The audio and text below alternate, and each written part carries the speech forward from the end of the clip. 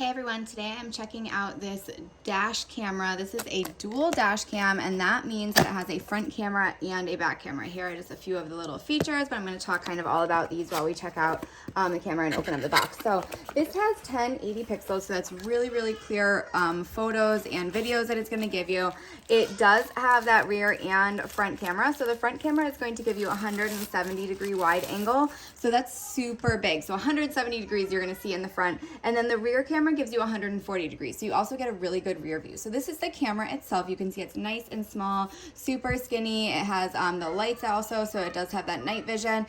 And on the back here, it does have this really big screen. So this is a 3-inch display. So I really love that setup. You can see this is where it's going to be installed. It's going to get plugged in here, and it'll be ready to go. Just simple buttons on the side. It actually does come with an SD card, which is great for memory storage, so you don't have to worry about buying one of those. This is the SD card right here. 32 gigabytes. You can go up if you want more storage space, but this camera does have loop recording. So loop recording means that as it records the videos, it is going to delete the older videos. So if there's any old videos on there, it'll just record right over them, so you don't have to worry about emptying that storage all the time. It's just going to keep recording. Here is the user manual right here.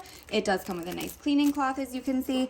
I did want to just mention, with that loop recording, it does have something called a G sensor, and that is going to actually lock in important videos. So if there is a collision, if the camera feels motion, or anybody, even if the car is in parking mode, if it has a vibration, it is going to automatically start recording, and it's going to lock that video. So you don't have to worry about your important videos getting overwritten with that loop recording. If there is that G sensor, if it's activated, such as in an accident, such as the camera gets bumped and it feels that vibration, it will lock that video and not delete it. So you don't have to worry about the important videos getting deleted. So here are a bunch of cords I just pulled out of this box. This is the rear camera right here. You can see it's super small, and this has a very long cord, so you'll be able to easily run this all the way through your car. You can see right here.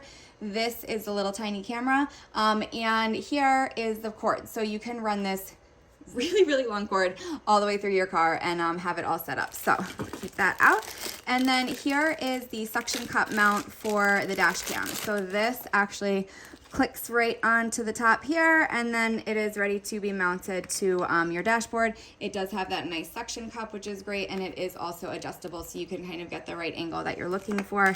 And that dash camera is going to plug into your cigarette lighter.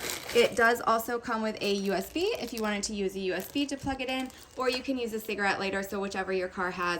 I like the cigarette lighter because it does have this really long cord again, so you get this super long length. You're definitely going to be able to plug anything in. And also a nice little feature is on this cord, you do get a USB charger as well, so you can kind of plug that in also. Pretty cool. Looks like it's going to be really easy to set up. Here are just a few clips. These clips are great. These are just little adhesive clips, and these clips you can put in your car to kind of keep these cords up so that your long cord from the rear camera isn't hanging down in your car. So that is a really nice little extra. Here's a little key for the reset button if you need to reset it. But other than that, you should just be able to plug it in and go. So let's give it a try and see how it works. So before I start driving, I did want to show you that it did just turn automatically on. The camera started recording automatically, which you can see right there. All I did was just plug it in. I just used a cigarette lighter right there. I haven't connected the rear camera yet, but I did just want to show you that it does have a few buttons on the side, so you can press that and kind of adjust everything. But it is just automatically loop recording, as you can see, and that is just saving right onto that memory card. So it does have that time in the bottom, the date stamp as well, which you can adjust everything, and it's ready to go. All right, so here's the front view of the camera. You can see how clear this picture is. This is going at about 55 miles an hour, and you can still see absolutely everything. You get that nice wide angle. You can see all the cars on the road, and also you can hear what's going on. This is the back view. I do have a bike rack on the back of the car, so that is those poles that you see. But you can see, again, really clear view. I'm going to let you see one with sound so you can see what it sees like with sound on as well. But it's really awesome, works really great.